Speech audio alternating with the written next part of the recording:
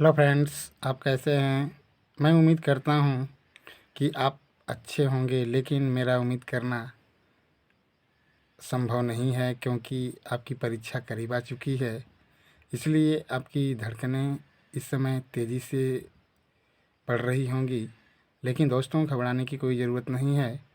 मैं आप लोगों के लिए कुछ ऐसा मटेरियल लेकर आया हूं जो आपके लिए परीक्षा में मददगार होगा, जो आपकी परीक्षा में मदद करेगा। इसलिए यह वीडियो मेरा जो है मुख्य रूप से कक्षा 10 के बच्चों के लिए है और यह वीडियो जो है इंग्लिश से रिलेटेड है। इसलिए मैं अपनी इस वीडियो में पांचों जो कविताएं आपके बुक में हैं, उन पांचों कविताओं का सेंट्रल आइडिया आपको अपनी इस वीडियो के माध्यम से दे रहा हूं। आइए दोस्तों, हम शुरुआत करते हैं अपने वीडियो की और आपके पहली कविता की। जैसा कि आप देख रहे हैं कि आपकी जो पहली कविता है डस्ट ऑफ द स्नो, इसको लिखने वाले आपके जो कवि हैं रॉबर्ट फ्रॉस्ट हैं। इस बात को आप भूलना नहीं दोस्तों। पहली कविता है डस्ट ऑफ स्नो और इसको जो लिखने वाले हमारे कवि हैं उनका नाम है रॉबर्ट फ्रॉस्ट। इस कविता का अगर आपको सेंट्रल आइडिया लिखने के लिए आए तो कैसे लिखना है, जैसा कि मैं आपको यहाँ पे लिखा हूँ, आपको पढ़ करके एक बार सुना देता हूँ। आपको लिखना होगा the central idea of the poem dust of the snow is that the poem shows healing power of the nature and its objects play important role in man's life to make him happy. The work of the crow changed the poet's mood, who was worried and upset. The poet tells us that one should hope for best even in the worst. A natural event changed the poet's mood and saved his remained day that he spent। Sorry दोस्तों, यहाँ पे स्पेंट्स होगा। That he spends in सारो, यहाँ पे देख लीजिएगा स्पेंट्स है। That he spends in sorrow so in real life we can make enjoy in our worst time. ये रहा दोस्तों आपकी पहली कविता का सेंट्रल आइडिया। आपसे यही उम्मीद करते हैं कि इसको आप भली भांति याद कर लेंगे। अगर बोर्ड की परीक्षा में अगर इस कविता का सेंट्रल आइडिया लिखने के लिए आए तो ये प्रॉपर मटेरियल है जो आप उसको लिख सकते हैं दोस्तों। अब नेक्स्ट दूसरी जो पोयम है उस पोयम की का सेंट्रल आइडिया दोस्तों। दूसरी जो हमारी कविता है उसको भी लिखने वाले हमारे कवि जो हैं रॉबर्ट फ्रॉस्ट ही है। इनकी यह दूसरी कविता आपके बुक में है, जिस कविता का नाम है फायर एंड आइस। अगर ये इस कविता का अगर सेंट्रल आइडिया आपको लिखना हो तो जैसा कि मैंने लिखा है उस चीज़ को एक बार पढ़ करके आपको सुनाया जा रहा है, ध्यान से पढ़िए। The central idea of the poem fire and ice is that the poem presents human emotions which are destructive if it is out of control. They can destroy a person's morality, mentally and psychic, because fire stands for human desires, greed and cruelty. Ice stands for hatred, coldness and rigidity. The poem teaches us that only love, equality and mutual understanding and sympathy can help to give peace on the earth. So both fire and ice are able to destroy the world completely. ये रहा दोस्तों आपकी दूसरी कविता का central idea. Next कविता का central idea तीसरी कविता है दोस्तों आपकी ए टाइगर इन द जू। इसको लिखने वाली जो हमारे कवि हैं उनका नाम है लेस्ली नॉरिस। सेंट्रल आइडिया क्या कहता है देखिए। The central idea of the poem a tiger in the zoo is that the poet feels sorrow seeing the condition of a caged tiger. He thinks that a caged tiger loses its freedom. It is a natural habitat it likes to live free in the forest.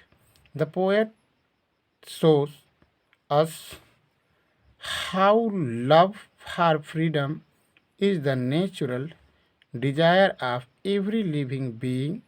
No one likes slavery.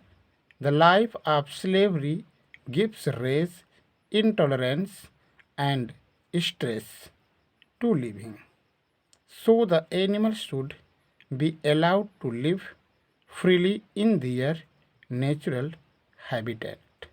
ये है आपके कविता ए tiger in the जू का central idea. अगली कविता आपकी है Amanda.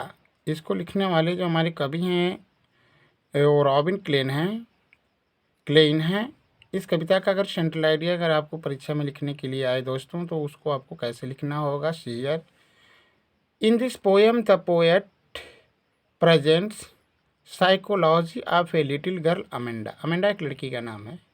He says that every child wants freedom. Amanda does not like her mother's behavior of continuously scolded because she is lost in her own world.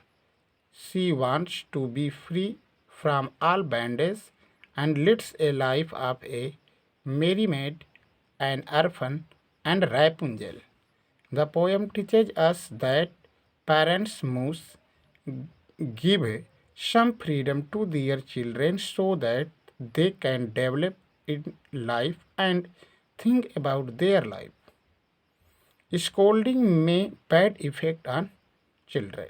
ये आपकी कविता Amanda का central idea है। Next कविता, अगली हमारी कविता है animal.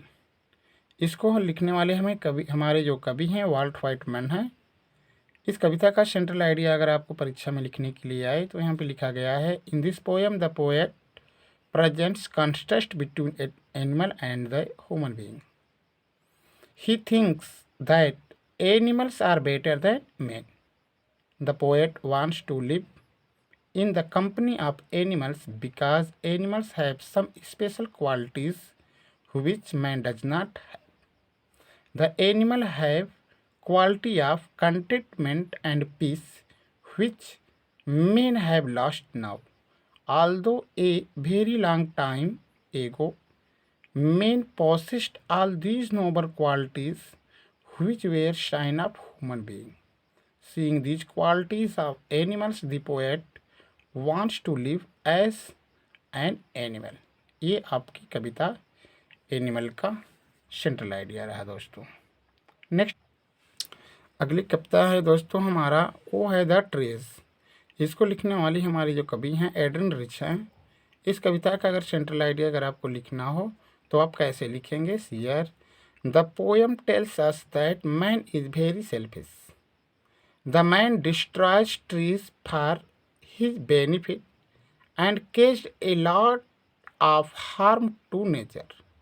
The poet says that man destroys outside trees which are in the forest and plants inside his house to decorate it. But it is not law of nature, or we can say that real nature is outside. The trees want to break the wall of the house and go out into the forest. The poet advises us that if we disobey the law of nature, we create problems for ourselves. दोस्तों इस तरीके से मैंने आपके हर एक कविता का central idea जो है आपको बता दिया. दोस्तों परीक्षा में जो भी सेंट्रल आइडिया लिखने के लिए आए आप बेहिचक इस सेंट्रल आइडिया को आप लिख सकते हैं. दोस्तों यह समय आपके लिए बहुत कठिन है क्योंकि आपकी परीक्षा एकदम नज़दीक आ चुकी है. इसलिए मेरा मोटिवेशन आपके लिए यही है कि आप अपनी परीक्षा को ध्यान में रखते हुए जगकर थोड़ा पढ़िए, क्योंकि जब तक पढ़ेंगे नहीं दोस्तों तब तक कुछ हासिल होने वाला नहीं है. क्योंकि शिक्षा ही एक ऐसी चीज़ होती है जो एक मनुष्य के जीवन को बेटर बनाने का काम करती है. इसलिए हमें बाद में पछतावा न रह जाए कि नहीं हमारा मार्क्स कम आया या ऐसा वैसा कोई बात हो। इसलिए आप लोगों को यही सुझाव है कि जमकर घर पे पढ़ें ताकि परीक्षा में अच्छे से अच्छे अंक लाएं और आपका भविष्य जो हो उज्जवल बने। इसी शुभकामनाएं के साथ मैं अपनी इस वीडियो की समाप्ति करता हूं। धन्यवाद दोस्तों।